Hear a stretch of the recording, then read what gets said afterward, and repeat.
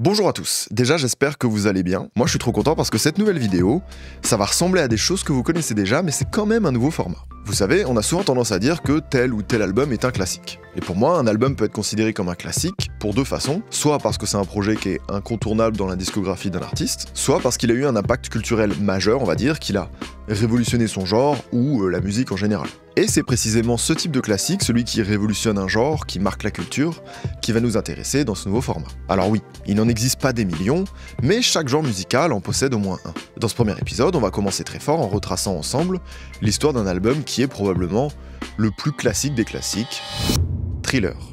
Dans ce nouveau format, le but est de chercher à comprendre pourquoi cet album est considéré comme un monument de la musique et pourquoi tant d'auditeurs le citent souvent parmi leurs albums préférés. On va donc parcourir ensemble chacun des morceaux de ce projet dans l'ordre chronologique de leur sortie en single. Alors, pourquoi comme ça et pas juste dans l'ordre de la tracklist? Parce que vous verrez que cet ordre joue un rôle clé pour saisir pleinement la vision et la stratégie innovante qu'il y avait derrière cet album, tout simplement. Avant de commencer cette vidéo, la chose la plus pertinente à faire serait donc, peut-être, d'aller acheter ce fameux album.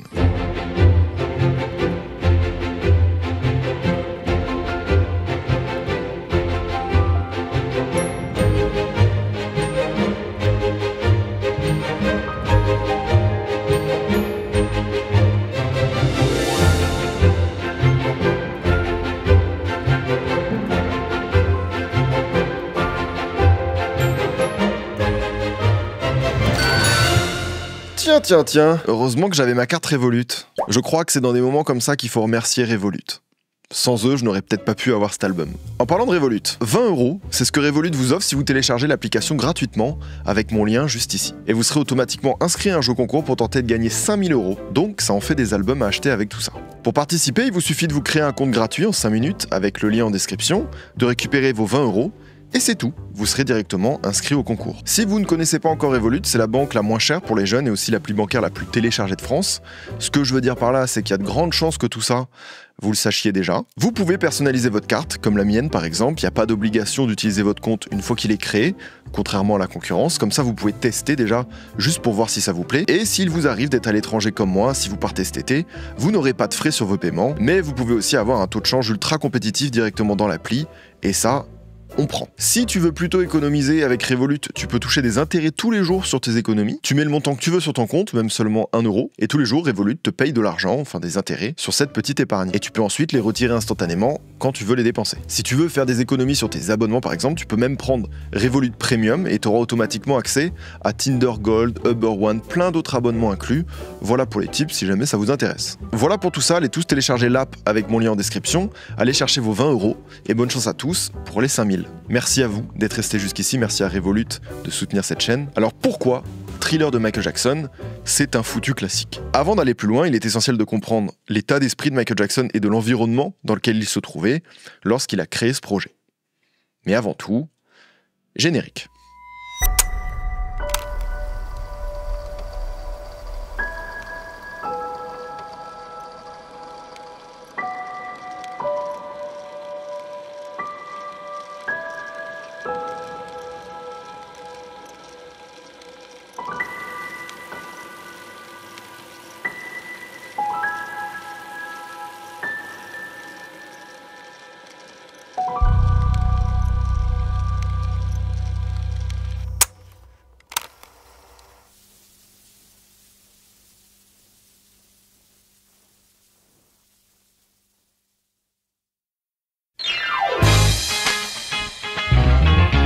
Quand Michael Jackson commence à travailler sur Thriller, il est déjà une star bien implantée dans le paysage musical, mais pas tant que ça non plus. Je m'explique. Sa carrière commence avec les Jackson 5, le groupe qu'il forme avec ses frères au sein du label Motown.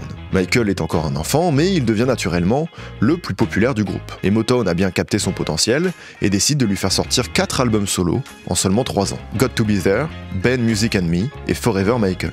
Sauf que ce label bride énormément leur créativité, que ce soit pour le groupe ou pour Michael en solo. Du coup, ils vont chercher à partir et vont signer avec Epic. Durant cette période, le groupe devient tout simplement les Jacksons, mais Michael a bien grandi, ses envies, ses ambitions évoluent aussi, et lui il comprend que pour avoir une liberté totale, il doit mettre le groupe entre parenthèses et se lancer pleinement dans une carrière solo. C'est donc ce qu'il va faire, il signe en solo chez Epic de CBS Records en 78, et cette même année, il va faire la rencontre d'une personne très importante pour la suite de sa carrière, le producteur Quincy Jones, surnommé le Q. Et ce producteur, c'est pas n'importe qui. À cette époque, il était déjà quelqu'un de respecté de par ses talents de producteur, son exigence, sa vision artistique. Il avait déjà travaillé avec des légendes comme celle-là. Fly me to the moon. Let me play up there with those stars. Celle-là.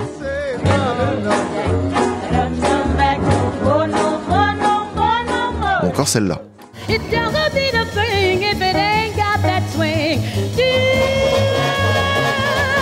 Et donc, MJ et Quincy vont alors se mettre à travailler sur un nouvel album durant près d'un an, et il sera rendu public en 79. Cet album se nomme Off the Wall, et on est sûrement sur un autre classique de la discographie de Michael Jackson.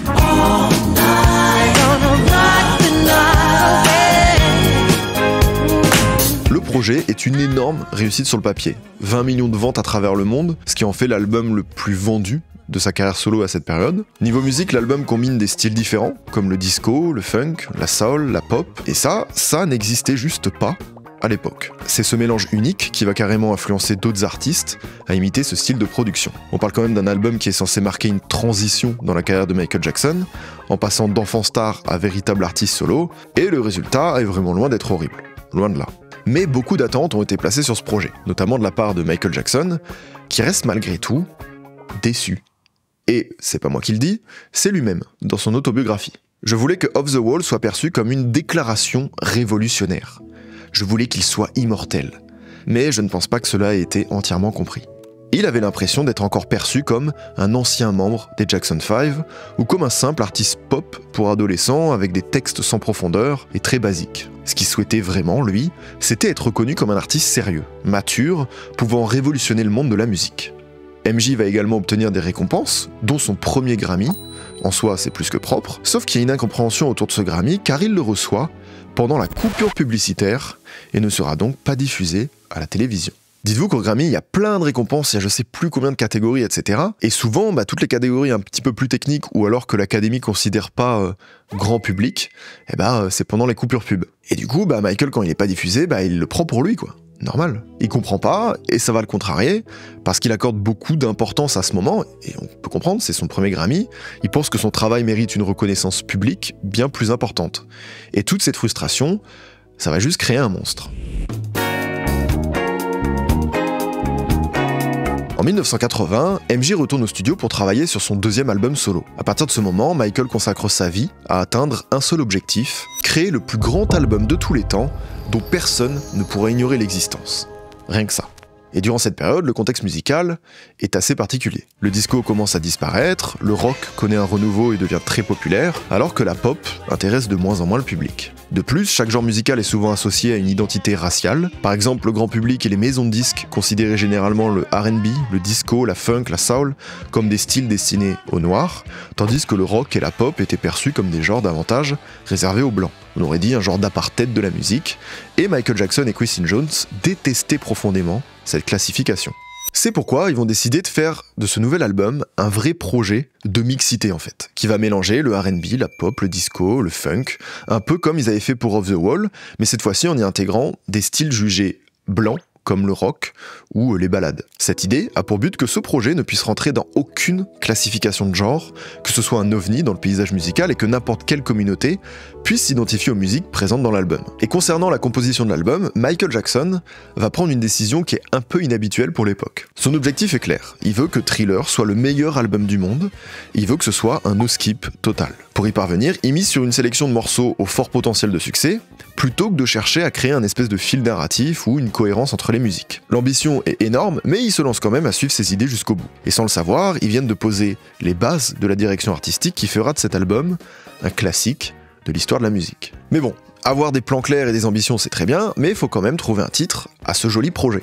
Alors Michael Jackson, si vous ne le saviez pas, c'est un grand fan de cinéma, et il voulait que le titre évoque l'univers du cinéma. De base, il avait choisi le titre Starlight, en référence à quelque chose de lumineux, mais après quelques changements, il va préférer le mot thriller. Parce qu'à ses yeux, ça signifie une montée d'adrénaline, de l'excitation, une expérience mémorable. Bon, pas la peine d'en dire plus, on va parler de tout ça bien plus tard, mais le plus important maintenant, c'est qu'on a enfin le titre. Michael et Quincy se mettent donc au travail. Mais pour être honnête, tout ne se passe pas au mieux. Quincy Jones était un perfectionniste, tout autant que l'était Michael Jackson. Pour vous donner un exemple, on sait que MJ enregistrait sa voix sans avoir les paroles sous les yeux. Il passait des nuits entières à les mémoriser. Il enregistrait ses prises dans le noir pour se concentrer à 100% sur son interprétation de sorte à transmettre un maximum d'émotions. Côté Quincy, lui, il exigeait beaucoup de la part de Michael ou du reste de l'équipe. Il imposait de réaliser plusieurs prises de voix, ce qui est assez normal en soi, sauf que lui, il était attentif et exigeant sur chaque détail, que ce soit l'intonation, les chœurs, l'articulation, les bruits des respirations, le bruit de bouche. Tout était minutieusement scruté, et si la prise de voix avait le moindre défaut, il effaçait la bande magnétique et Michael recommençait à zéro. Aujourd'hui, ça paraît moins ouf parce que tout le monde se dit « oui, t'enregistres sur un ordi, la prise elle est pas bonne, ça dégage ». Là, dites-vous que ça enregistre encore sur bande, etc. C'est le vieux monde. Hein. Donc l'exigence, c'est militaire quoi. Pareil pour ce qui est du mix et des mastering, certains sons du projet vont connaître près d'une centaine de versions différentes. Tout ça jusqu'à trouver la perfection aux oreilles de Quincy et Michael Jackson, quitte à rendre les masterings à Epic le matin même de l'ultime deadline imposée par le label, soit 22 jours avant la sortie de l'album. Parallèlement à tout ça, Walter Yeknikoff, le président de CBS Records qui avait investi initialement 750 000 $ dans la production de l'album Thriller, va avoir une idée marketing de génie. Il propose que l'équipe de Michael Jackson choisisse 6 morceaux à sortir en single après la sortie du projet. L'idée, c'est de maintenir l'album au sommet des ventes pendant plusieurs mois, en planifiant ses sorties de façon échelonnée, et chaque single devant marquer les esprits et devenir un événement que tout le monde attend. À cette époque, cette stratégie marketing est juste inédite, alors qu'aujourd'hui, elle est énormément répandue, et on va très vite comprendre pourquoi. Nous sommes maintenant en octobre 82, un mois avant la sortie de ce fameux projet, et il est donc temps de divulguer le premier single. Celui qui sera choisi pour lancer la promotion de Thriller n'est rien d'autre que le seul featuring du projet, invité prestigieux tout de même, Paul McCartney. Cette chanson, qui mélange ballade pop et R&B, a été la toute première à être enregistrée pour l'album. Après avoir écrit les paroles, Michael va présenter ce son à Quincy, et c'est lui qui va avoir l'idée de proposer une collaboration à Paul McCartney. Michael avait déjà rencontré Paul quelques années auparavant, et il était un grand fan des Beatles. De son côté, McCartney avait très vite cerné le potentiel de Michael Jackson, et après avoir écouté la démo de cette chanson, il a directement accepté de participer à sa réalisation. Les paroles de cette chanson évoquent un triangle amoureux entre Paul, Michael et une femme. Et cette rivalité est plus amicale qu'une réelle concurrence, et on le sent à travers les paroles ou le ton très léger, voire même humoristique. Et si je précise ça, c'est pas pour rien, parce que de la légèreté dans les textes de Jackson, on connaissait, parce qu'il avait suivi déjà beaucoup de critiques vis-à-vis de ça à l'époque, mais pour l'humour, pour le coup, c'était vraiment pas habituel. Bref, le son est simple, facile à comprendre, et il reste en tête assez facilement.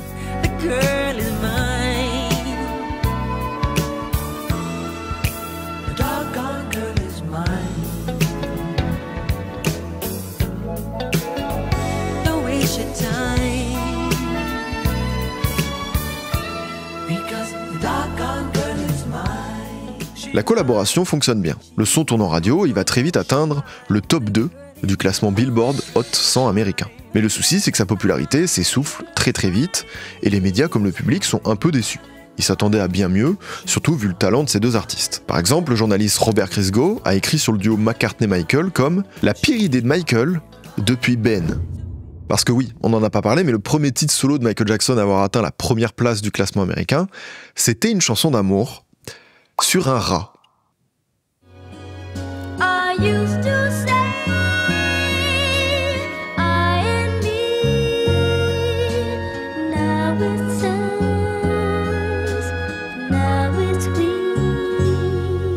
Ok, c'était pour un film, machin, nanan, etc. Mais un rat quand même, voilà. Je trouve que l'anecdote vaut le détour, quoi. Revenons-en à The Girl Is Mine. Ce son n'est clairement pas considéré à l'unanimité comme un classique de la discographie d'MJ, et encore moins un classique de l'histoire de la musique, et c'est pour cette raison qu'on ne va pas s'éterniser dessus, et surtout qu'il n'y a pas grand chose d'autre à dire. C'est sympa, mais voilà quoi, il nous a pas choqué non plus. C'est même tout l'inverse, suite à la sortie de ce single, personne ne s'attend à ce que Thriller soit un album révolutionnaire. Et c'est dans ce contexte que le 30 novembre 1982, Thriller et rendu public.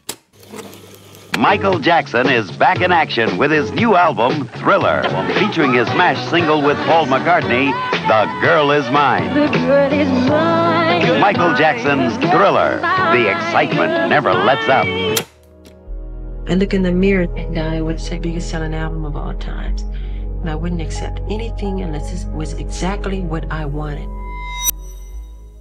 Et les premières semaines sont très compliquées. Bien sûr, Michael Jackson reste une immense star, et l'album se vend à près de 500 000 exemplaires aux États-Unis le premier mois, ce qui est loin d'être un flop, mais on est encore loin des ambitions que Michael et Quincy avaient pour ce projet, quoi. À titre de comparaison, Off the Wall, sorti 3 ans plus tôt, avait connu un démarrage plus rapide, grâce au succès immédiat de singles comme Don't Stop Till You Get It Out. Et d'avoir mis The Girl Is Mine comme premier extrait de l'album n'était peut-être pas le choix le plus pertinent. Alors ok, il a permis de toucher un public large, mais il n'a pas généré l'excitation que Michael et Quincy espéraient. Et bien que l'album soit salué pour sa production, sa qualité, tout ça, il donne l'impression d'être destiné à un succès genre respectable, mais pas révolutionnaire. Et l'équipe qui ont travaillé sur ce projet, ils commençaient à avoir des doutes concernant le succès de l'album, et la seule personne qui était encore hyper confiante, c'était Michael Jackson. Et vous le voyez venir, 2 mois plus tard, un deuxième single sort, et il va prouver à tout le monde qu'il avait raison. Billie Jean est sans doute le morceau le plus important de la carrière de Michael Jackson, et on va découvrir ensemble pourquoi. Premièrement, il marque la rupture entre ses anciens titres et ceux qui vont suivre. Depuis les Jackson 5 et la période chez Motown, MJ subissait le fait d'avoir été un enfant star et d'être cantonné à des chansons trop lisses. Il était même énormément critiqué pour ça, et s'il a tant cherché à s'éloigner de cette image, c'était surtout pour gagner plus de liberté, notamment dans l'écriture de ses paroles. Et c'est exactement ce qu'il a fait avec Billie Jean, parce que pour la première fois, Michael parle de sujets beaucoup plus sombres, en parlant de la suspicion, des rumeurs et des dangers de la célébrité. Dans ce morceau écrit par lui-même, Michael raconte l'histoire de Billie Jean, une femme qui accuse le narrateur d'être le père de son enfant. Et même s'il nie, elle insiste.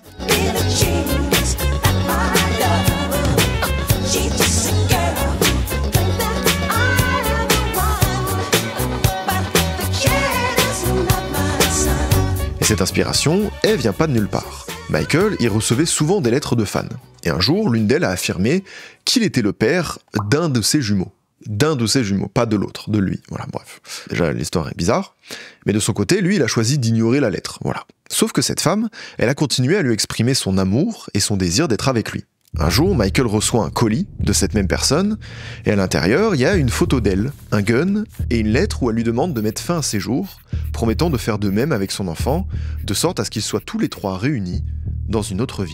Cette femme sera rapidement internée dans un hôpital psychiatrique, mais son histoire va marquer profondément Michael toute sa vie. Il va en faire des cauchemars, il aura du mal à en parler à ses proches, et il va conserver précieusement la photo de la fan pour mémoriser son visage au cas où il la croiserait. Ses frères ont vécu des situations similaires à l'époque des Jackson 5.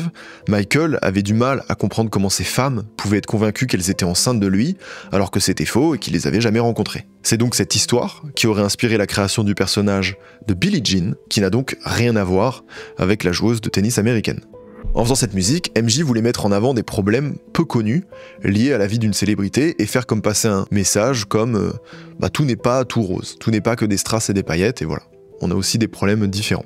Sauf qu'en fait, avec le son Billie Jean, il a juste ouvert une brèche, et le nombre de lettres de fans qui l'accusent d'être le père de leur enfant n'a fait qu'augmenter. Mais revenons-en à l'essentiel. Pourquoi Billie Jean est considérée comme un classique de l'histoire de la musique? Qu'est-ce qui fait que cette chanson a marqué la culture au-delà de la carrière de Michael Jackson? Déjà, l'instrumental a clairement joué un rôle là-dedans, et plus particulièrement 2 éléments qu'on entend dès le début de la musique, la batterie et la ligne de basse. Ces éléments sont juste uniques pour l'époque, et beaucoup d'artistes vont mentionner Billie Jean comme étant un plagiat de leur musique, mais regardez, je vais vous mettre à l'aveugle des petits extraits, et je parie que vous arrivez à reconnaître celle de Michael Jackson immédiatement.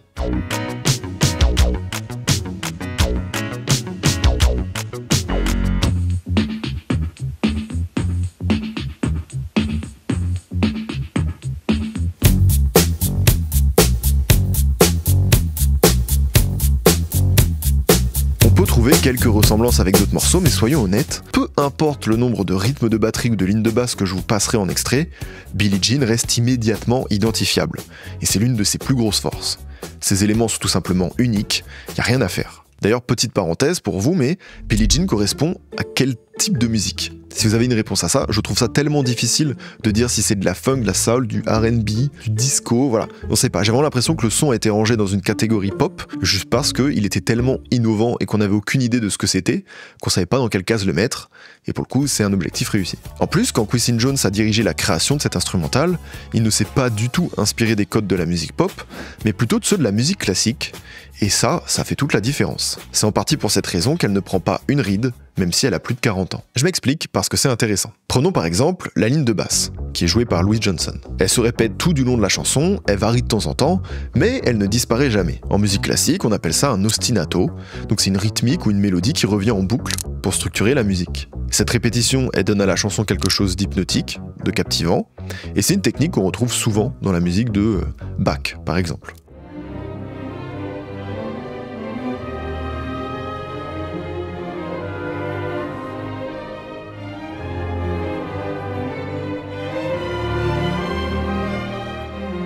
J'ai du mal à parler de musique classique et faire trop genre que comme si ça sortait de mon cerveau. Les gars, il y a un script. Mais je trouve ça fou, là, je me sens tellement intelligent. Et ça marche vraiment, en fait, les gars. Et même sur Michael Jackson lui-même, mini anecdote, mais dites-vous qu'un jour, il écoutait Billie Jean en voiture, et il était tellement absorbé par l'air de la mélodie, etc., qu'il s'est pas aperçu que sa voiture prenait feu. Donc, cette musique est méga dangereuse. Voilà, désolé, on va distiller plein de petites anecdotes comme ça, parce qu'en fait, Michael Jackson, c'est juste un fourre-tout d'anecdotes. Autre similitude avec la musique classique, chaque élément est introduit progressivement. Au début, on a juste la batterie, puis la basse, ensuite des couches s'ajoutent, les synthés, les cordes, les voix, etc. Et ce choix n'est pas du hasard, il a pour but de créer une montée en intensité, sans jamais rompre l'équilibre du morceau. Alors bon, ok, la qualité du mix aide sûrement à rendre cette musique intemporelle, vu que Quincy Jones et Michael Jackson ont fait 91 mix différents juste pour cette musique. Voilà, on a la stat.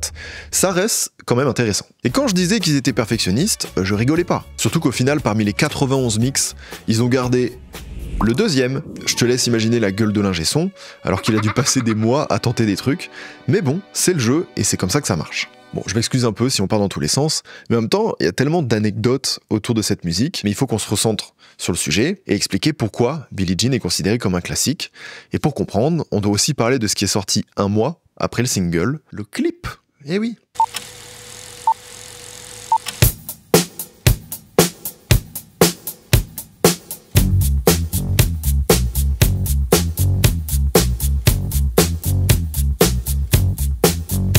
L'un des objectifs de Michael Jackson avec Thriller était de faire un album qui soit accessible et identifiable par toutes les communautés, sans distinction possible. Sauf que t'as beau essayer de sortir le meilleur album de l'histoire, si l'état d'esprit des gens ne change pas, son objectif, il est juste voué à l'échec. Et Michael va très vite être confronté à cette réalité avec le clip de Billie Jean.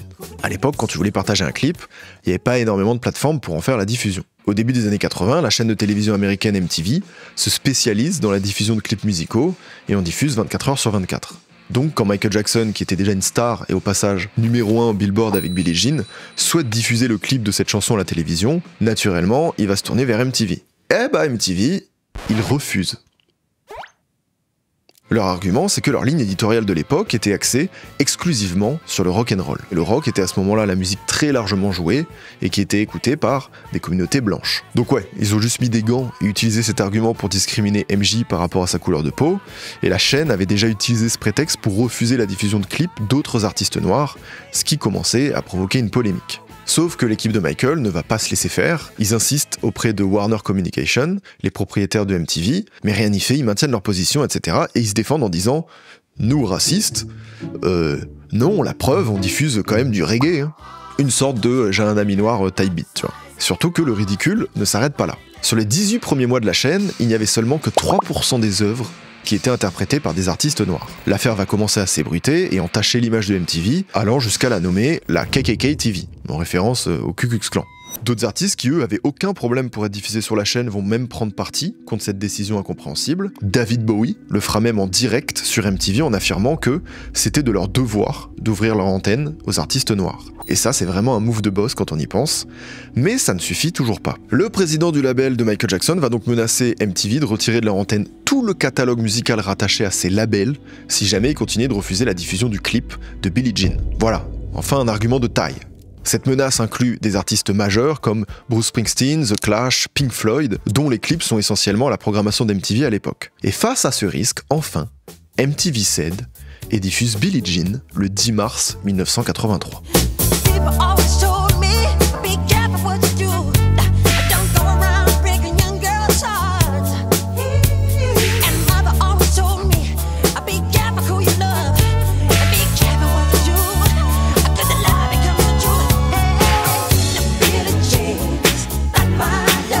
Rien qu'avec cette histoire, Billie Jean rentre pour toujours dans l'histoire de la musique en ouvrant la voie à une reconnaissance beaucoup plus large pour les artistes noirs à la télévision, et c'est pas rien.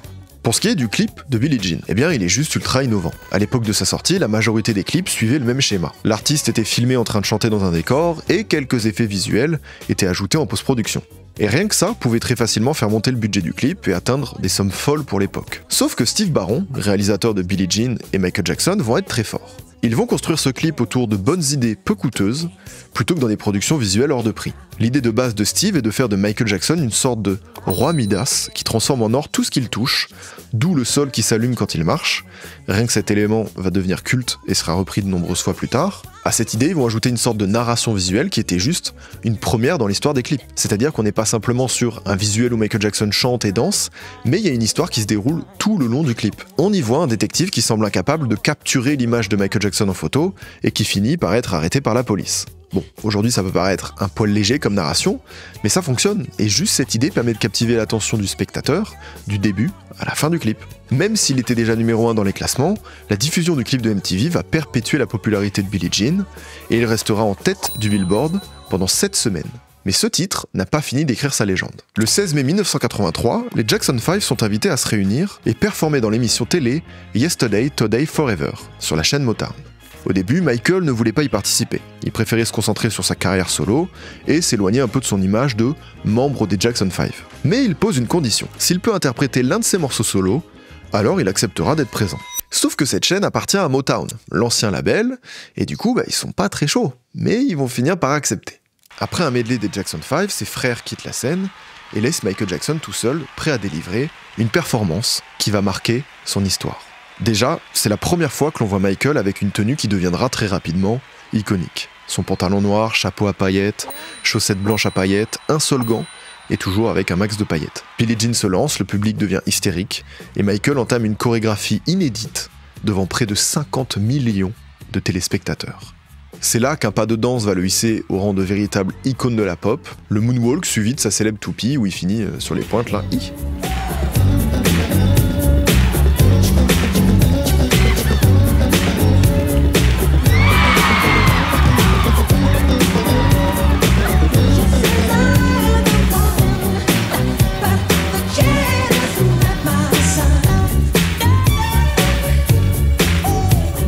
On est tout simplement sur une des performances scéniques les plus populaires de l'histoire de la musique. Et même si ce pas de danse, oui, n'a pas été inventé par Michael Jackson, etc., quand on pense au moonwalk, c'est lui qui vient immédiatement à l'esprit. Après cette performance, et malgré les heures d'entraînement pour arriver à danser et à chanter en même temps, Michael Jackson est très déçu et s'effondre en larmes en sortant de la scène. Encore une fois, rendez-vous compte que pour lui, c'était naze. Voyez le niveau d'exigence qui s'infligeait.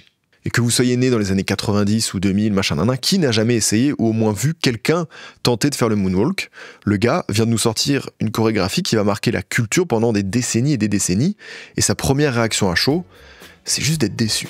Quoi qu'il arrive, les ventes de Thriller vont exploser après cette performance, et vont même frôler la barre des 1 million d'albums vendus par semaine, devenant ainsi l'un des rares artistes à avoir eu en même temps un single et un album en tête des charts du Billboard. Cette performance sera nommée aux Emmys et Billie Jean reçoit 2 Grammy et un American Music Award tout en étant certifié diamant. Et c'est déjà énorme d'avoir un classique pareil de cette envergure sur un album, sauf que Michael Jackson, il veut laisser respirer personne. Alors qu'il s'est battu moralement contre les pensées racistes des médias de l'époque, Michael Jackson sort un nouveau single qui encourage à fuir la violence physique et pour promouvoir la paix. Pendant que Billie Jean est en train de tout exploser dans les charts, le 21 février 1983, lui et son équipe publient le 3e single de l'album, Beat It.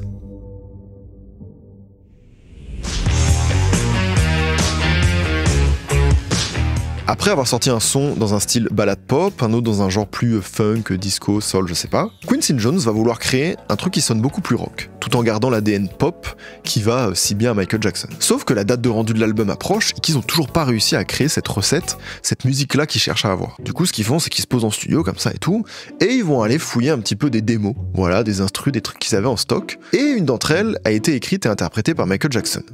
Ça va retenir leur attention. 1, 2, 3, 4.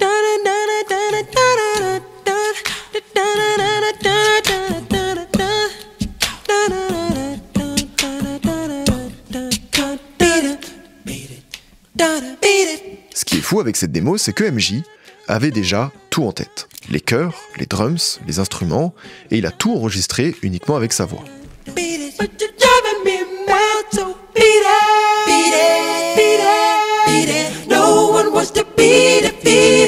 Ils partent donc de cette base et se retrouvent au studio pour composer la suite. Et honnêtement, la production de ce morceau ressemble à du n'importe quoi, tant il y a d'anecdotes improbables. Déjà, en déballant les instruments, un objet va tomber sur la housse de protection de la caisse claire, ça va produire un son, ça va retenir l'intention de Michael Jackson, ils vont l'enregistrer et ils vont le garder dans la version finale du morceau. C'est pour ça que dans les crédits, on y voit la mention Michael Jackson, Drum Case Beater. Alors quelle est la probabilité pour que cet incident se produise et finisse par apparaître dans un des sons les plus populaires qui existent? Voilà. Mais bon, ça existe, ça fait partie de l'histoire. Bon, avoir une démo et une caisse claire, c'est un bon début. Mais pour que la musique devienne vraiment rock, il manquait un élément incontournable du genre, des guitares. Pour cela, ils vont faire appel au guitariste du groupe Toto pour jouer la mélodie principale du morceau.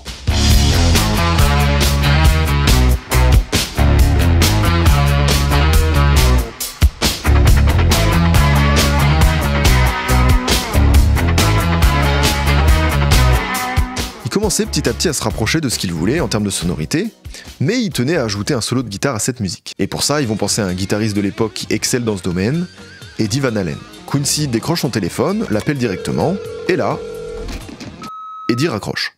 Il retente plusieurs fois, mais le guitariste raccroche en boucle. En fait, la proposition paraissait tellement improbable pour Van Halen qu'il pensait que l'appel c'était juste un canular. Et en vrai, ça peut se comprendre. Hein. À cette époque, Michael Jackson, il sort d'une carrière avec ses frères, où il a une image super lisse, il est trop gentil, il a un répertoire qui est ultra éloigné de la culture rock, donc il s'est juste dit en mode, ils veulent quoi? C'est un peu comme si Ilona voulait collaborer avec Marilyn Manson. Bon, l'exemple est pas bon, c'est un peu extrême, mais vous avez l'idée. Van Halen va finalement prendre au sérieux la proposition et accepte de se rendre à leur studio pour enregistrer son solo. Il branche sa guitare, met les enceintes au maximum et joue pendant près de 2 heures jusqu'à ce qu'un des amplis prenne littéralement feu. Quincy et Michael voulaient un son rock, et bah là ils sont servis. Et je sais pas si on peut faire plus rock que cette anecdote. Autre petite anecdote, Eddie Van Halen voulait que sa participation reste discrète, car son groupe de l'époque interdisait un peu à ses membres de travailler en solo avec d'autres artistes. Et c'est pour cette raison qu'il n'apparaît pas dans les crédits de la chanson, et en échange de son travail, la rumeur raconte qu'il aurait demandé à Michael Jackson de lui apprendre quelques pas de danse, et à Quincy Jones de lui acheter 2 packs de bière. Voilà. Bon, ça ressemble à une blague, mais ça souligne surtout le fait qu'il ait produit l'un des solos de guitare les plus populaires de l'histoire, gratos, comme ça. Et ça c'est beau. Une fois les éléments de synthé ajoutés au début du morceau, ce qui le rend immédiatement identifiable, MJ se concentre maintenant sur l'écriture des paroles. Parce que c'est bien d'avoir une instru rock innovante, mais si c'est pour chanter son amour envers un rat par exemple, ça pète un peu le délire quoi. Et le thème qu'il va choisir pour ce titre est encore une fois bien différent de ce qu'il a fait auparavant. Il souhaite que cette chanson soit perçue comme un genre d'hymne pacifique rejetant toute forme de violence. Les couplets racontent l'histoire d'un jeune homme confronté à un conflit, où il doit prouver son courage sans succomber à la violence. Les paroles parlent de peur, d'intimidation, de pression sociale, des thèmes qui touchent des nombreux jeunes à l'époque, surtout avec l'augmentation des violences liées aux gangs dans les rues des villes américaines.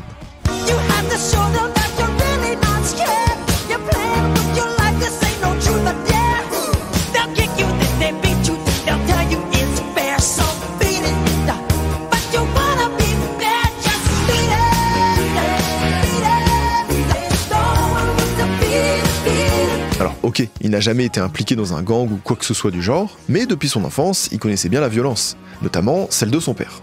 Where we practicing, we were nervous rehearsing because he sat in a chair and he had this bell in his hand, and if you didn't do it the right way, he would tear you up, really get you. And I got it a lot of times, but I think my brother Marlon got it the most. The others were very nervous, and I was nervous too, you know, because he was tough. How often would he beat you? Too much. Avec cette musique, Michael nous invite donc à fuir la violence plutôt qu'à l'affronter, et on sent que ce thème est très important pour lui. D'ailleurs, cette recherche de la paix deviendra un thème récurrent tout au long de sa carrière. De base, les médias ont critiqué Beat It en disant que c'était plus une mise en scène hollywoodienne qu'un réel vécu. Mais quand on se penche vraiment, d'ailleurs sur l'histoire de Michael Jackson, on comprend qu'il s'inspire en fait de ce qu'il a vu quand il était plus jeune, et notamment des guerres de gangs rivaux à Cary dans l'Indiana. Enfin voilà, maintenant que le titre est totalement fini, il ne manque plus qu'une seule chose pour le rendre encore plus impactant, le clip. Il sera diffusé pour la première fois sur MTV le 31 mars 1983, juste au moment où Billie Jean prenait de plus en plus d'ampleur. Le clip, tout comme le titre de la musique, est inspiré du film West Side Story, où deux gangs s'affrontent, non pas en se battant physiquement, mais en dansant. Alors, vous connaissez sûrement l'anecdote, mais Michael Jackson a engagé de vrais gangsters de Los Angeles, des Crips et des Bloods, pour apparaître dans le clip. Et c'est juste un énorme risque au vu des tensions qu'il y a entre ces deux gangs. Et malgré la présence de la police sur le tournage, etc., des bagarres entre les deux gangs ont éclaté, ce qui a sérieusement menacé la réalisation du clip, vous pouvez vous en douter, sauf qu'il s'est quand même passé quelque chose d'inattendu. I came this far, I said, I'll tell you what, I wasn't going to do the big dance scene finale at the end until tomorrow. Let me try it right now. Let me try and see if I can just diffuse the situation, and then we'll go home and I won't call the Crips and Bloods back tomorrow. I have enough footage of them anyway. So he says, I'll give you one take. Let's go for it. And I run around screaming, get everybody ready. The doors go up. Michael Jackson comes down the boxes, and they start dancing. And then all of a sudden, the other dancers start flailing their arms and start dancing. And I'm watching the Crips and the Bloods. They're just lined up, supposedly watching this thing going on. But the looks on their faces are so fascinating that I run over to my cameraman. I say, get those faces, shoot those faces. And he pans their faces because their mouths were open. They're hanging open. They were watching the beautiful grace and symmetry of the dance, of the choreography that they knew. Tough as they were, they could never do that. It was extraordinary. Déjà, réunir deux gangs rivaux, c'est déjà complètement fou, mais réussir à captiver leur attention avec de la danse, alors qu'ils ont leur ennemi juste à côté, c'est juste impensable, et pourtant, c'est ce qui s'est passé. C'est comme si Michael Jackson et son équipe avaient réussi à faire de la mise en scène de leur clip quelque chose de totalement réel. Et ça, c'est juste trop fort, je ne sais pas quoi vous dire de plus, c'est typiquement de l'art. Billie Jean et Beat It ont occupé tous les deux le top 5 du Billboard américain en même temps, ce qui était hyper rare à l'époque. Beat It est resté à la première place pendant 3 semaines, pour un total de 10 millions d'exemplaires vendus dans le monde, ce qui en fait l'un des singles les plus vendus de tous les temps, et Michael obtiendra même un Grammy en plus pour cette musique. Mais Beat It, c'est bien plus qu'un simple hit avec des records de vente. En voulant créer un son rock tout en le mixant avec la pop, il a décimé les formats radio ségrégés qui distinguaient encore la musique blanche et la musique noire. Et c'est en partie grâce à ce titre que Michael Jackson a contribué à remodeler l'avenir de la musique pop, tout en véhiculant un message de paix à la jeune génération qui l'écoutait. Mais tout ça, ce n'était encore que le commencement de quelque chose.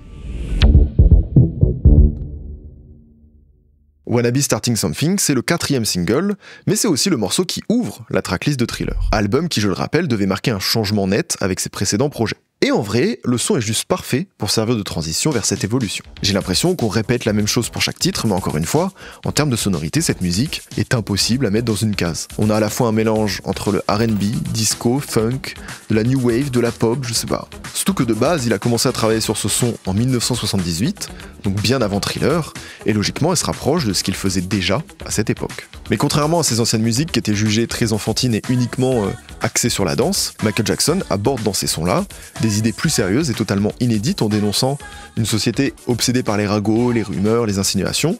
Et ça c'est cool, et il se lâche complètement, il utilise même de la dérision pour aborder tous ces sujets.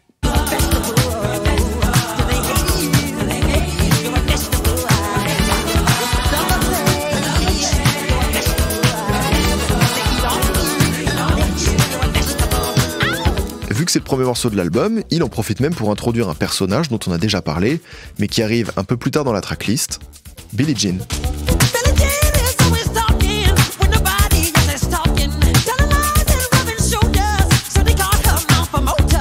Sur les premières maquettes de cette chanson, Michael avait même écrit un couplet sur le sujet de la grossesse chez les adolescents. Bon, alors il s'était peut-être un peu emballé, et pour Quincy Jones, ça faisait juste trop de sujets sérieux pour une transition, donc ils ont décidé de faire sauter ce couplet. Mais cette anecdote, elle appuie surtout la volonté de Michael Jackson à vouloir revenir avec des vrais sujets, du fond, des messages, et un truc très important, sa transition, il la prend très au sérieux. Peut-être un peu trop dans ce genre de choses, mais heureusement qu'on a un Quincy Jones pour le canaliser aussi. Ce qui va énormément marquer les esprits, en vrai, dans cette chanson, c'est surtout ce passage.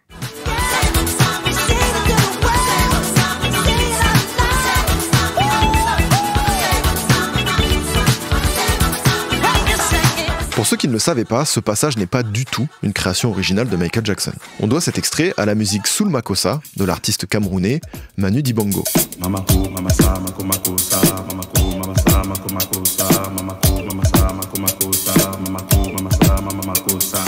Quand Michael a découvert cette musique, il a absolument voulu intégrer ce passage dans Wanna Be Starting Something. Et ce, malgré les réticences de Quincy Jones concernant les droits d'auteur. Finalement, Michael Jackson et Manu Dibango ont trouvé un accord à l'amiable, et c'est la première fois que Michael Jackson intègre un chant traditionnel africain dans l'un de ses morceaux. Ce choix a également ouvert la voie à une plus grande acceptation et intégration des influences africaines dans la musique pop et mainstream. Et ce passage va devenir iconique et sera donc utilisé à de nombreuses reprises par la suite. Mama say, mama sa, mama kusa. Mama say, mama sa, mama kusa. Mama say, mama makusan. Lost in this plastic life. Quand le single sort le 9 mai 1983, il est très bien accueilli par le public et les critiques. Et c'est peut-être pas un game changer comme un Billie Jean ou un Beat It, mais ça reste quand même un classique de sa discographie, avec une énergie incroyable, capable de faire bouger n'importe qui. Et vous savez quoi, c'est même une transition parfaite, parce que pour le coup, ce morceau-là, il a absolument rien à voir avec le single qui sort juste après.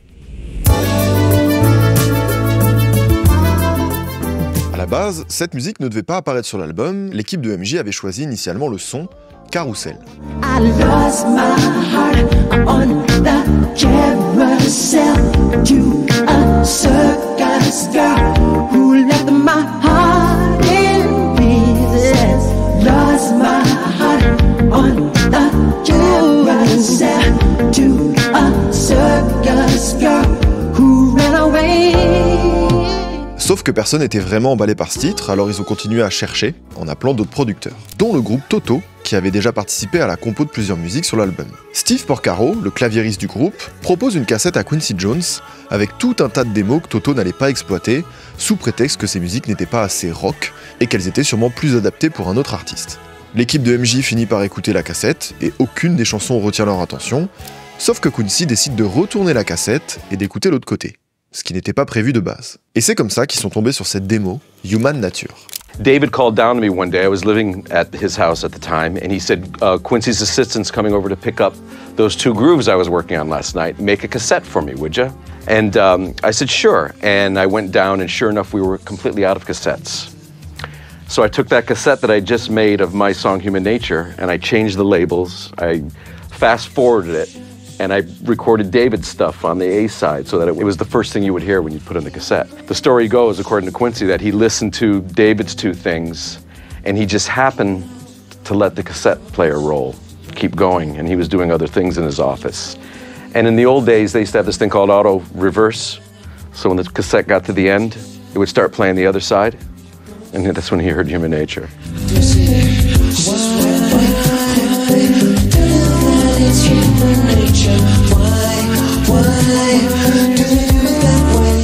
Michael et son équipe sont très vite tombés fans de cette musique, et surtout pour son aspect doux, calme, etc. En revanche, Quincy Jones, il avait un peu des doutes sur les paroles. Et c'est pourquoi il a fait appel à John Bettis pour perfectionner cet aspect. Au final, les paroles de cette chanson deviennent introspectives et explorent des thèmes universels comme la curiosité, les émotions humaines, ou encore l'envie d'évasion. Elles évoquent le désir de découvrir le monde, de se connecter aux autres et de célébrer la richesse de l'expérience humaine, patati patata. Donc oui, MJ n'a pas écrit cette chanson, mais ce thème lui correspond complètement. Well, I don't know people. I get afraid of people sometimes. It's a whole nother life that I haven't really experienced that. Like friendship is a thing I'm just beginning to learn about. I was raised on the stage and that's where I'm comfortable. And everything else is like foreign to me. I'm just beginning to know and learn about people, friendship, things like that. Et si on doit parler de son interprétation, il n'y a pas grand chose à redire là-dessus, tout est limpide, ça colle parfaitement avec l'ambiance du morceau. Michael Jackson est trop fort.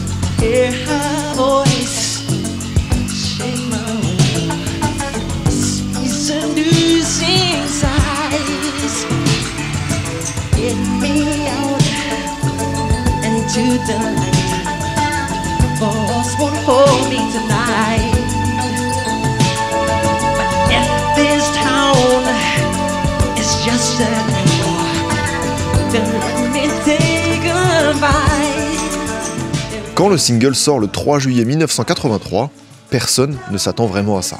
On n'était pas habitué à entendre MJ sur une chanson aussi douce et peu rythmée. Si Michael Jackson travaillait sur une musique, c'était avant tout pour qu'il puisse danser dessus. Et avec ce morceau, il montre une autre facette de lui, même s'il était déjà reconnu pour sa voix. Cette chanson, elle prouve qu'il peut se mesurer à des grands chanteurs à voix de son époque et faire très bien le travail. Mais ce n'est pas pour autant que Michael va abandonner la danse ou les morceaux entraînants, et il nous le prouve le 19 septembre 83 avec la sortie du 6e single de l'album, Pretty Young Thing. Durant l'été 83, les titres de Thriller perdent peu à peu des places dans le classement, donc face à cette situation, l'équipe de Michael Jackson va décider de sortir PYT en single. Alors, pourquoi celui-ci et pas un autre ? Parce que ce titre est probablement le seul morceau à établir un lien avec les projets précédents de Michael Jackson. Il est beaucoup plus funk que les autres sons de Thriller et rentre parfaitement dans la dynamique dansante de l'ère post-disco, on va dire, comme l'était par exemple Rock With You. Donc c'était un peu une sorte de valeur sûre. Pourtant, contrairement aux démos qu'on a écoutées précédemment, celle de PYT n'avait absolument rien à voir avec la version finale.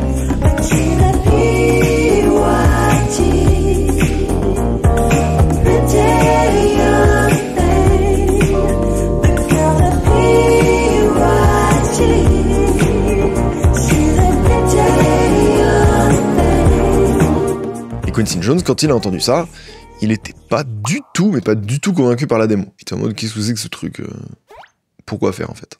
Rappelez-vous, MJ et Quincy, ils voulaient que Thriller soit un album universel qui couvre différents styles musicaux et justement, après avoir composé des morceaux plus complexes voire expérimentaux, il fallait ajouter à ce projet quelque chose de plus doux et plus funky on va dire. Quincy va donc décider de remodeler entièrement cette démo et d'en faire un titre plus fun et plus léger que les précédents titres de Thriller. Quincy va contacter plusieurs auteurs, dont James Ingram, pour l'aider à retravailler la structure et écrire des paroles plus optimistes et donc adapter un son beaucoup plus funk. L'exigence de Quincy Jones va faire que les paroles vont mettre du temps à être validées, il devra même mouiller le maillot lui-même en écrivant certains passages, et c'est pour ça que c'est le seul son du projet où il est crédité en tant que co-auteur. C'est même la femme de Quincy Jones qui a trouvé le titre de Pretty Young Thing, car de base le son devait s'appeler Infectious Party Jam. IPJ, Bon, on s'éloigne du sujet. Une fois les paroles et l'instru finis, ils vont présenter une première version à Michael Jackson, qui va juste adorer et demander à ce que rien ne soit modifié.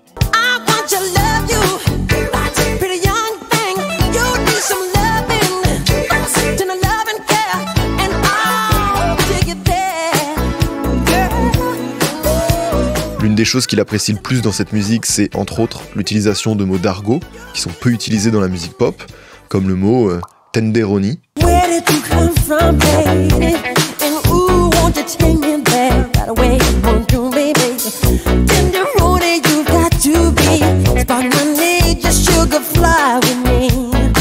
Bon, même si ce mot à la base c'est une marque de pâte, il est utilisé aussi comme un terme affectueux, genre une jeune fille attirante, tu vois, tenderoni. Et ça fait marrer Michael, en plus le son il est dansant et tout, donc il le valide. Pour finaliser le morceau, ils vont rajouter des chœurs en faisant appel à deux des sœurs de Michael, LaToya et Janet Jackson, et le son est fin prêt et sera évidemment gardé pour figurer sur Thriller. Ce titre n'a pas eu un impact énorme sur la musique, voire pas du tout quoi, mais avant sa sortie en single, il avait quand même une petite cote de popularité, tu vois. Il était beaucoup diffusé sur les radios noires et il rentre parfaitement dans la continuité de ce que Michael avait produit jusque-là en termes de sonorité. Ce 6e single devait initialement être le dernier à être promu après la sortie de l'album, mais comme vous vous en doutez, tout ne s'est pas déroulé comme prévu. Un autre single viendra finalement conclure cette promotion, tout en contribuant à élever cet album au rang de classique de l'histoire de la musique. Il est temps de parler du 7e et dernier single qui justement porte le nom de l'album, Thriller. Bon, c'est peut-être la démo la plus connue de l'histoire, mais à l'origine, cette chanson, écrite par Rod Temperton, devait s'appeler Starlight, et ça donnait ça.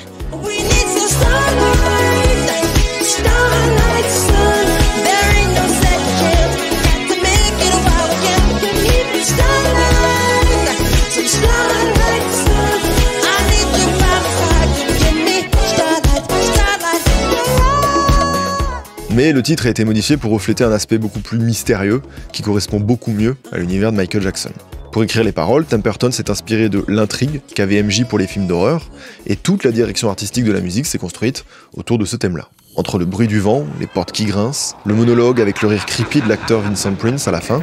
Though you fight to stay alive, your body starts to shiver. For no mere mortal can resist the evil of the thriller.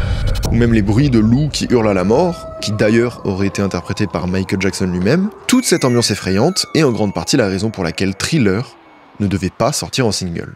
Le label de Michael Jackson, CBS, trouvait l'idée innovante, voilà, mais il considérait qu'une chanson sur des monstres, ça avait pas un grand potentiel commercial, c'était pas non plus l'idée du siècle, quoi. Sauf que Michael ne va pas lâcher l'affaire. Après avoir sorti 2 clips qui ont eu chacun un impact énorme, il rêve de faire du 3e clip, un film à part entière. Mais qui dit film dit souvent gros budget, et au vu des ambitions de Michael, il était impossible de sortir un film low cost, parce que ça entacherait trop le travail qui a déjà été effectué sur l'album. Tu peux pas avoir fait des trucs un peu grandioses, et qu'après, vu le budget qui te reste, faire un truc un peu éclaté. Non, t'es obligé d'être au niveau. Michael Jackson avait énormément apprécié le film An American Wolf in London, et les idées qu'il avait eues pour le clip de Thriller étaient assez proches de cet univers. C'est pourquoi il a directement contacté John Landis, le réalisateur du film, pour lui confier la direction complète de ce clip. C'est d'ailleurs la première fois qu'un réalisateur de cinéma collabore avec un artiste pour réaliser un clip, ce qui ouvrira par la suite la porte à énormément de collaborations entre ces deux mondes les années qui vont suivre. Bon, Michael et John se rencontrent, ils partagent leur idée, on devrait faire ça, ah ouais, on met ça, ah ouais, truc de fou, haha, on s'adore. Bon, ils s'aiment bien les gars. Ils vont se mettre d'accord pour produire quelque chose de très cinématographique en s'orientant vers un court-métrage avec la qualité et l'ambition d'un long-métrage. Après avoir rédigé un script en 2 parties bien distinctes, John et Michael vont appeler Walter Yetnikoff, le boss de CBS, pour leur présenter ce fameux projet ainsi qu'une estimation des coûts de production, soit environ 900 000 $. Dites-vous qu'à cette époque, le clip ayant coûté le plus d'argent, c'était Ashes to Ashes de David Bowie avec 500 000 $. Thriller, sur le papier, est censé coûter quasiment le double, c'est juste démesuré et c'est ce qui en ferait le clip le plus cher jamais réalisé à son époque. Rappelez-vous qu'à la base, pour Michael Jackson, CBS a débloqué 750 000 $ pour produire l'entièreté de l'album. C'est que ça comprend tout. Donc là, ils sont en train de demander un truc où, oui, effectivement, ça dépasse un peu ce à quoi on s'attendait. Bref, c'est beaucoup trop ambitieux, ça n'a aucun sens en termes de production pure, et donc en toute logique, CBS vont refuser l'idée de réaliser un clip pour Thriller. Pour eux, il n'y avait pas vraiment d'intérêt de ressortir un single et un clip, surtout à ce prix-là, car pour eux, ils considéraient que l'album avait déjà bien vécu et que son apogée était derrière lui. Mais peu importe, MJ voulait absolument un clip qu'on puisse regarder encore et encore, les clips de musique étaient encore à sa genèse, et il voulait marquer le coup en devenant le premier et le meilleur court-métrage musical qui puisse exister. Michael va donc commencer par investir 150 000 $ de sa poche, et avec John, il reste full déterminé à produire ce clip, peu importe si CBS les aide ou pas. George Foulsey Jr., le producteur de John Landis, va proposer l'idée de réaliser un documentaire des coulisses du tournage, qui, combiné au clip, pourrait faire un film d'1 heure, pour le vendre à la télé et ainsi aider à financer sa production. Ce move de commercialiser les making-of a permis d'inventer une nouvelle façon de financer un projet, et cette technique, qui était ultra novatrice à l'époque, sera largement reprise par la suite dans de nombreuses branches du divertissement. Et en vrai de vrai, si on y pense, c'est une idée de génie, car maintenant Michael et son équipe ne vendent plus ce projet comme financer un clip, ils vendent ce projet comme financer un film. Et là, ça change tout.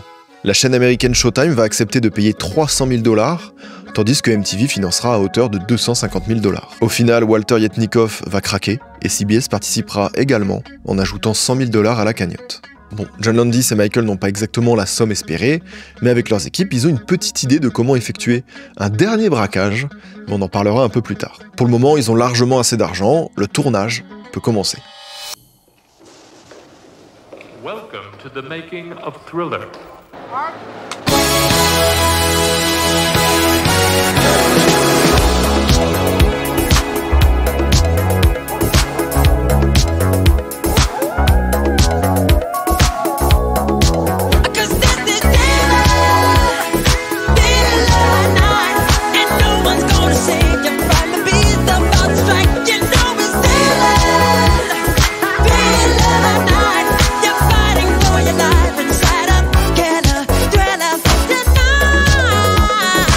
Au total, le tournage de ce clip a sollicité près d'une centaine de personnes avec 20 danseurs professionnels, 40 figurants, 40 membres d'équipe technique entre producteurs, maquilleurs, etc. Et en parlant de maquilleurs, c'est carrément la plus grande équipe de maquillage jamais réunie dans l'histoire du cinéma à cette époque. Et tout ça pour un clip. Mais en vrai, vu le nombre de zombies qui apparaissent dans le clip et le taf effectué pour transformer Michael Jackson en loup-garou, bon, ça se comprend. S'ils ont décidé de transformer Michael en loup-garou dans la première partie du clip, c'est clairement pas un hasard. Cette transformation représente le changement d'une image d'artiste innocente à quelque chose de plus audacieux, en abordant des thèmes plus sombres et matures. Et ça correspond exactement à ce qu'on retrouve dans l'album. Inconsciemment, c'est logique. Au départ, le loup-garou devait ressembler à celui du film An American Werewolf in London et se déplacer à quatre pattes. Mais c'était juste une galère pour danser, vous vous en doutez, alors du coup ils se sont inspirés du film des années 50 I Was a Teenage Werewolf, où le loup-garou était bipède. Et c'est en référence à ce film que Michael Jackson porte une veste de collège dans le clip. Cependant, alors je sais pas si vous aviez déjà fait attention, mais Rick Baker, le maquilleur d'effets spéciaux, il a transformé Michael Jackson en chat-garou. Et pas en loup-garou. Pourquoi ? Parce que Landis et Michael ne voulaient pas que cette créature soit trop effrayante. Ce qui permettait également de se démarquer des autres films d'horreur et surtout de rester accessible à un public plus large. Maintenant, si on doit parler de ce qui a réellement rendu culte ce clip, c'est bien la deuxième partie du script où Michael entame une chorégraphie au milieu d'une vingtaine de zombies.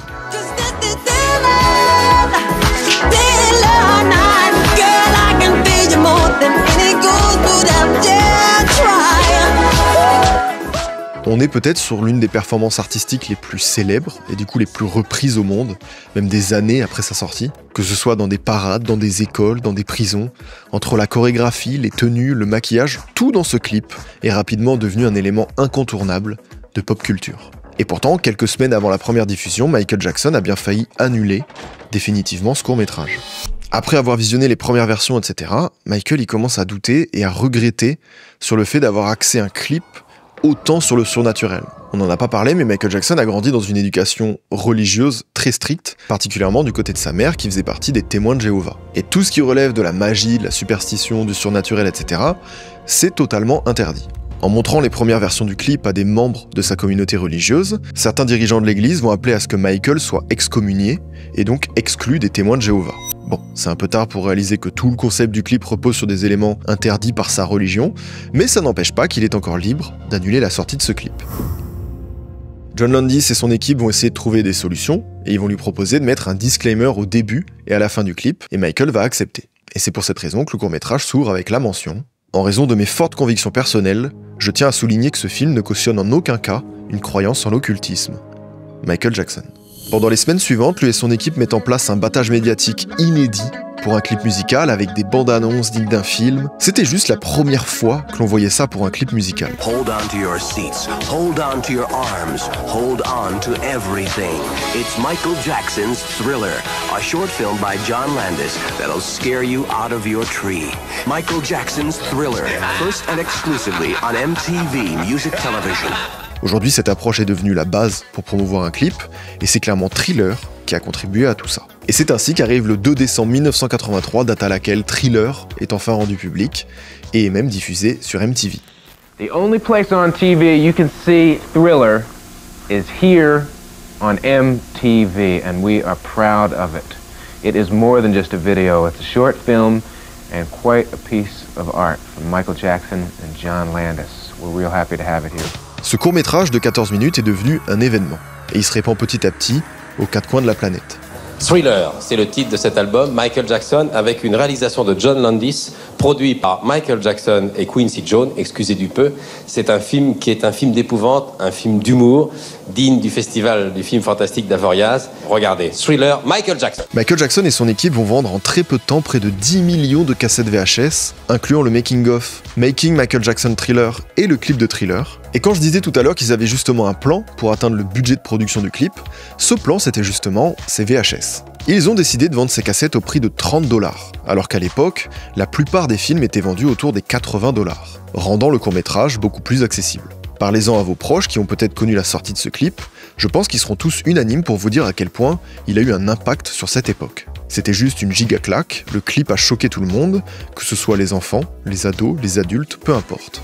Et avec l'engouement de la sortie du clip de Thriller, Michael Jackson a juste réussi à doubler les ventes de son album. Je sais pas si on se rend compte, c'est monstrueux. Pour rappel, le label de Michael, CBS, il pensait que l'apogée de l'album était derrière lui. À la base, il croyait pas forcément en l'utilité d'un dernier clip. Ce clip a doublé tout. C'est un truc de fou. À côté de tout ça, lui et son équipe maintiennent toujours énormément d'ambition autour de ce court-métrage, et ils vont même vouloir aller gratter un Oscar.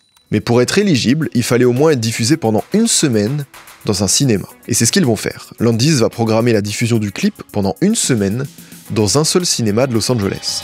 Non, ils remporteront pas d'Oscar. Mais le morceau et le clip vont quand même remporter un Grammy pour le meilleur album vidéo en 1985, plus 3 vidéos MTV Awards, un People Choice Award, une certification diamant avec plus de 10 millions d'exemplaires, etc. etc. Il n'y a pas à s'inquiéter pour eux.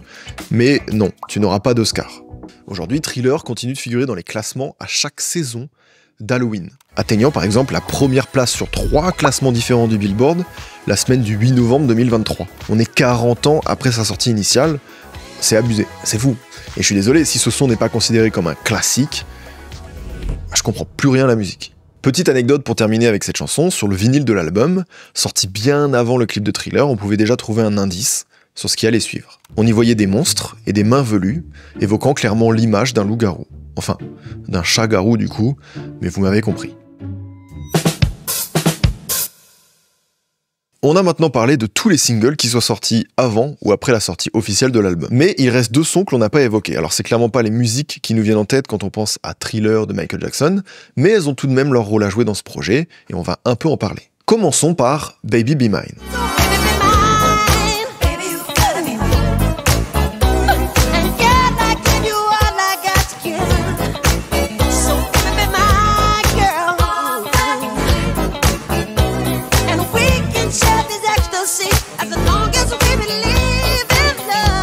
Au départ, cette chanson a été rapidement critiquée. Elle a été perçue comme un simple single de remplissage de la tracklist, sans véritable apport musical. Mais avec le temps, elle a gagné en popularité, au point d'être considérée comme une petite pépite cachée de Michael Jackson, dans le genre R&B.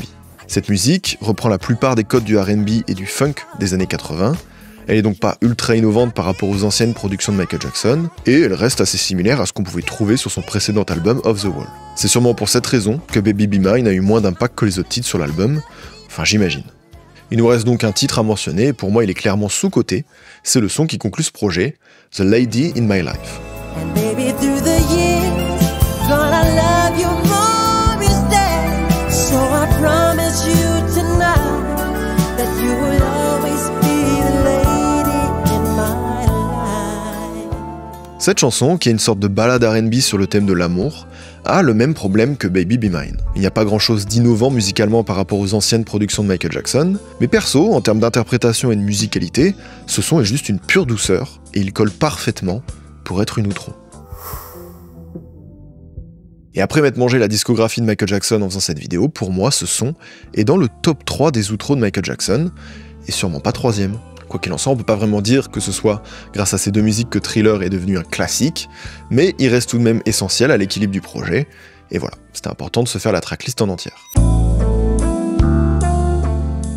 Les ambitions de Michael Jackson sur ce projet ressemblaient à une utopie. C'était pas seulement des objectifs personnels, il voulait changer les mentalités, et il voulait marquer l'histoire de la musique. Il l'a toujours assumé, et c'est un fait. Et quand on regarde l'impact des hits de cet album, comment dire qu'il n'a pas réussi ? Billie Jean a permis de briser les idéaux racistes de la télévision et d'une partie de la population, tout en prouvant qu'il était possible de réaliser un bête de clip sans avoir un énorme budget, mais juste en ayant une bonne idée. Dites-vous que ça pourrait s'arrêter là, mais on parle même pas du moonwalk que Michael Jackson a ramené de la danse de rue pour en faire un élément incontournable de la pop culture. Beat It a délivré un message inédit à la jeunesse, en mettant en avant la paix et la protection de sa propre vie, au détriment des embrouilles et des problèmes liés aux gangs. Quant à Thriller, lui, il a juste révolutionné la façon de promouvoir la musique, et l'a délivré avec un clip qui impactera aussi bien la culture, le cinéma et l'industrie en général. Tout ça dans un seul et même album qui mélange aussi bien la pop, le rock, le funk, le disco, les ballades, j'en passe. C'est d'une richesse incroyable, il y en a absolument pour tous les goûts, et c'est aussi ce qui en fait un des projets impossibles à ignorer pour l'époque. Thriller a non seulement marqué son histoire, mais il a continué de vivre pendant près de 2 ans après sa sortie. Cet album va même obtenir des récompenses comme des Grammy en 1985, alors que le projet est sorti en 82. Est-ce que vous vous rendez compte ? Si on doit mentionner quelques chiffres sur Thriller, on pourrait parler du fait qu'aujourd'hui encore, c'est juste l'album le plus vendu de tous les temps, avec 100 millions d'exemplaires vendus. Thriller est resté dans le classement du Billboard 200 pendant 486 semaines. Pour rappel, il y a 52 semaines dans une année. C'est juste trop grave. Mais c'est vrai que ce projet est souvent vu, et à raison, comme une compilation de hits, et pas vraiment comme un album qui suit une histoire ou un thème particulier. Aujourd'hui, même si un artiste sort un album similaire, c'est-à-dire uniquement fait de hits, etc., je suis pas vraiment sûr qu'il soit possible d'arriver à une telle longévité. Et c'est peut-être en ça aussi que Thriller est simplement unique. Et d'ailleurs, la plupart des artistes les plus écoutés aujourd'hui, comme The Weeknd, Bruno Mars, Lady Gaga, Billie Eilish, ils ont tous en commun de s'être inspirés de Michael Jackson ou juste de l'album Thriller, alors qu'il est sorti bien avant leur naissance. Avant Thriller, Michael Jackson était un jeune adulte, même s'il était star depuis son enfance, en quête de perfection et avec des rêves. Après Thriller, il est devenu un roi capable de régner sur la pop pendant encore de nombreuses années. My attitude was I want the biggest selling album of all times, to break records, to do phenomenal work. I came in angry.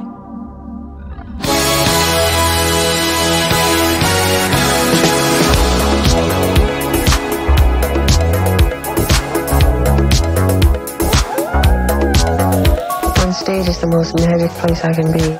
It's escapism. It's like walking on air. For me, it's the safest place in the world. And no one's gonna save you from the beast about to strike. You know it's